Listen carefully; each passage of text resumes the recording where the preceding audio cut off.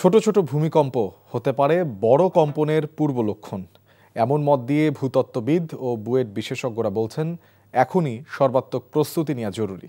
হাসান মাহমুদের ধারাবাহিকের দ্বিতীয় পর্ব আজ।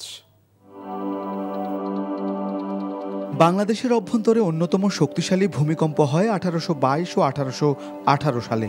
এই ভূমিকম্পের মাত্রা সিলেটে হয়েছিল 7.5 আর শ্রীমঙ্গলে হয়েছিল 7.6 মাত্রা। গেল 120 থেকে 125 বছরে মাঝারি ও বড় মাত্রার প্রায় শতাধিক ভূকম্পন অনুভূত হয়েছে। তবে এসবের মধ্যে 7 বা তার চেয়ে বড় মাত্রার ভূমিকম্পের সংখ্যা খুব বেশি নয়। দুটাই নয়, কারণ 500 বছর পর হলে আপনি বড় হবে। হ্যাঁ, কারণ আপনি একটু আগে আপনি বলছিলাম যে 7 ম্যাগনিটিউড মোটামুটি 100 থেকে 150 বছর পর আসে। 8-এর উপরে হয়ে গেলে সেটা 250 থেকে 300 বছর, আর 9 হলে আপনাকে টাইমটা আরও বেশি। আমরা 500 ইয়ার্স মানে 7 আমাদের 1930 সালে হচ্ছে, 1885 সালে হচ্ছে, 1918-তে হচ্ছে। তার মানে ওইটা যদি আমি বলি 100 বছর থেকে 150 বছর, সেই সাইকেলটা আমরা পড়ে গেছি। ভূতাত্ত্বিক কাঠামো অনুযায়ী বাংলাদেশ 3টি টেকটনিক প্লেটের সংযোগস্থলে অবস্থিত। উত্তরে তিব্বত প্লেট, পূর্বে বার্মা সাবপ্লেট এবং পশ্চিমে ইন্ডিয়ান প্লেট।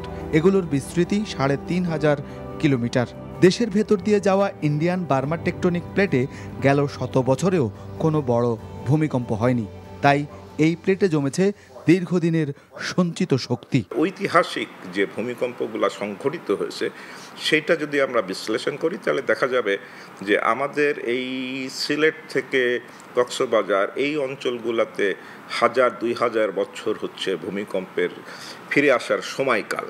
এখানে যে পরিমাণ শক্তি জমা হয়েছে তাতে 8 মাত্রার অধিক পরিমাণ ভূমিকম্প যে কোনো সময় সংঘটিত হতে পারে। তো এখন ভূমিকম্পের ঝুঁকির দিক দিয়ে বাংলাদেশ অন্যতম স্থানে রয়েছে। ছোট ছোট ভূমিকম্পগুলা এটা পূর্ব লক্ষণ, যেটা হচ্ছে ফোর শক আমরা বলে থাকি, তারপরে মেইন শক, তারপরে হচ্ছে আফটার শক।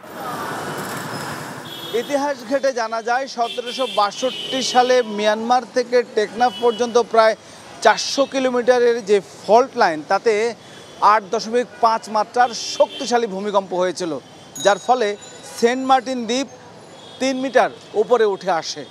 গবেষকরা বলছেন সাম্প্রতিককালে যে ভূমিকম্প হচ্ছে ছোটোখাটো, তা বড় ভূমিকম্পেরই বার্তা দিচ্ছে। Hasan Mahmud, NTV news, Dhaka.